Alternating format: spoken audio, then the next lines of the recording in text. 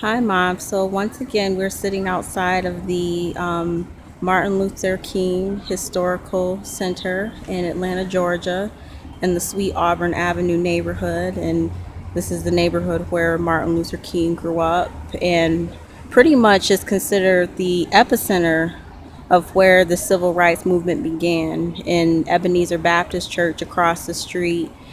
We found out today that Martin Luther King really developed his speech and his understanding of injustice through his family and growing up here in this neighborhood. So, as somebody that grew up during the civil rights movement and in Jim Crow South and in Mississippi, I would just like you to talk a little bit about the everyday life of a child going to school and how you internalize what injustice was as a child growing up during the civil rights movement. Well, You speak low. started off, I was, um, I grew up in Stockton, Mississippi, which is the center of the civil rights movement and doing all the hatred and Jim Crow laws. I went to segregated school. Started off elementary school at a church school, our missionary Baptist church school, which was Joseph Creek. We had one teacher, and she was the cousin or relative to everybody that went to school there. It was a one-room schoolhouse. There were many mornings we would have to pass the white neighborhoods to get to our school. They would be standing out waiting for their school buses to go to school in nice brick buildings and nice facilities where we had to go with the outside toilet. We had slates and we had um, one blackboard. We had one teacher to teach children from first grade through eighth grade. Mm-hmm. And at the time when I started school, I didn't understand exactly prejudices and what it meant and how injustice things were. But as I grew older, I would say around third grade, we could see that it was a big difference, and I saw how we were discriminated against. Even when our buses would pass through their neighborhoods, the children would stand out waiting for their bus, throwing spitballs at us and licking their tongues out and calling us niggers. And to me, it was like, well, why are they doing this? Mm-hmm. I didn't really understand, you know, what was behind it and why people had hate like that for no reason. But as I grew older, I understood that hatred is in the heart of a person. You can't change that their inner thinking or how they think because it's just what they grew up to do. They learned that from their generations of foreparents. Mm-hmm.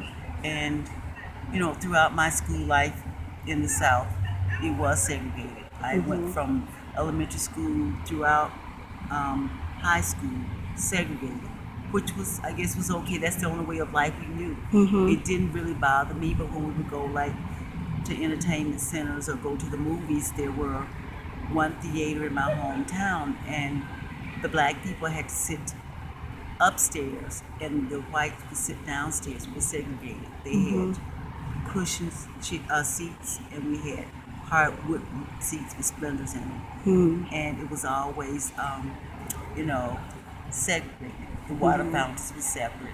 We had to drink from separate water fountains, which I thought was wrong. And I wondered if I go to the other side and drink from the white water fountain, what would happen?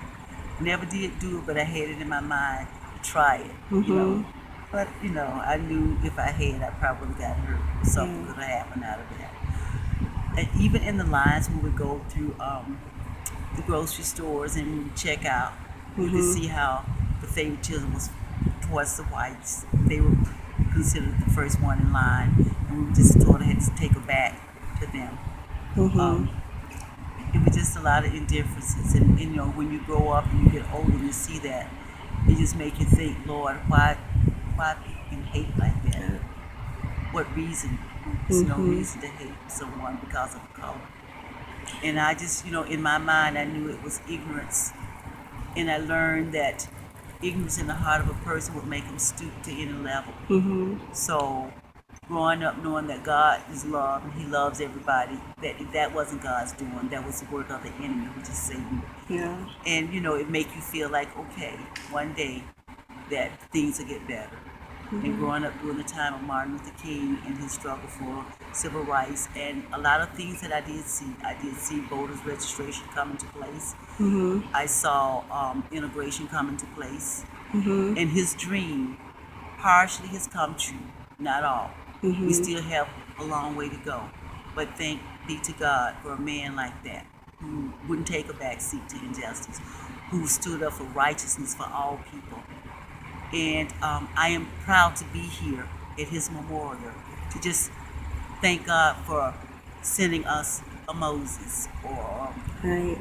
David to fight our battles. So, Mom, can I ask you? So, during that time, growing up during the civil rights movement, would you ever have thought that your children would have been able to go to school with white children, considering what you saw? Was that ever in your mind that things would change? How they have changed now?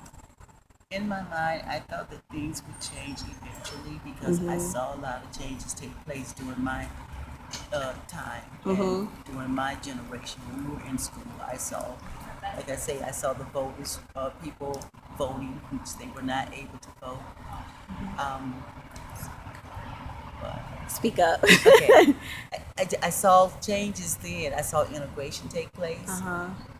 Um, I saw that restaurants was eventually letting black people come in and eat. Where when I was coming up, it was not heard of that you could go to Burger King or to McDonald's and sit down with the whites or sit in the same dining room. So I've seen a lot of changes during my time, during my time of growing up and all the developments that has taken place.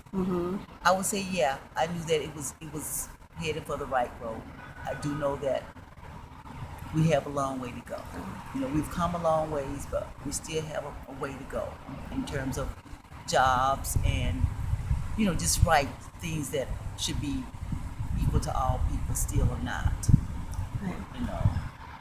So I remember you speaking about a little bit about your parents and some of the things that they were taking place and doing to help, so to speak, during the civil rights era and taking action in their own community, which was Starksville, Mississippi, where you grew up. Can you speak a little bit about some of the activities that your parents' generation at that time were doing to take part in the civil rights movement? Um, my mom and my father was very involved in the NAACP, the Black Caucus movement.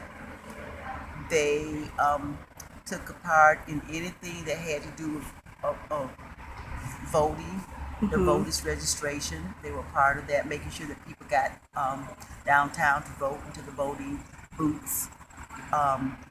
My auntie was very involved. In fact, she was like president over the NAACP movement in Starksville, Mississippi.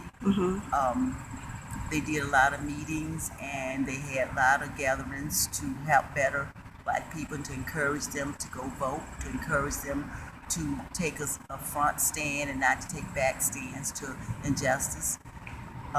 They were always advocating for rights, civil rights, and I think out of that had a lot to do with our wanting to go forward too and fight for righteousness and things that was unjust. And you also had an uncle that marched with Dr. Martin I Luther did. King. In 1964, March on Washington, I had my uncle and also a pastor Uh-huh. was also a part of the civil rights movement, and he did walk. He did the March on Washington with Dr. Martin Luther King. Okay. So, Mom, as we wrap this interview up, I just would like you to get your opinion. I feel that growing up, after you left Mississippi and you moved to Michigan, you later attended college and raised us, I feel like you made an attempt to undo the segregation and injustice that was prevalent growing up while you were living in Mississippi.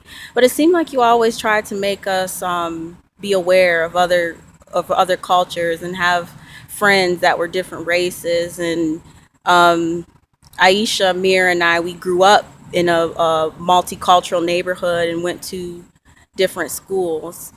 And really, considering how you grew up, you could have done the opposite. You could have made us, have hatred in our hearts towards white people because of what you saw. But if you could speak a little bit about why you wanted to make sure that we grew up in a multiracial community and in schools, as well as what your hopes for myself and my children will be, and making sure that change still comes about in the future. The reason why, because I grew up with a family, a Christian environment, and my Christian upbringing taught me that God loves all people. All people should be respected. All races should be respected. No one should be cast out. He came for all people. He loved all people. So when you grow up knowing the love of God and you have the love of God in you, and that's a part of your environment, that no matter what color a person's skin is, it does not make the person. You love a person for who they are, for what God has made them. And so I always wanted my children and myself to be around other people, to know about other cultures and about the environment of other people, because, you know, ignorant is when you don't know about another race. Ignorant is about when you sort of like judge someone according to who they are and where they came from, and you don't know about them. I think that everybody blends in, everybody's unique, everybody has something off to this world, and no one person makes this world. So I wanted my children to grow up knowing all races of people, being around the environment that you guys grew up in, to let you know that people are people, and that we are all a part of each other, and to reach out to each other. Well, Mom, I would like to thank you for taking the time out during our visit to the Martin Luther King Historical Center to speak with me. And let's go and visit his home, and let's just enjoy the rest of our day. Thanks, Marcella Hudson, aka Mom. Bye bye.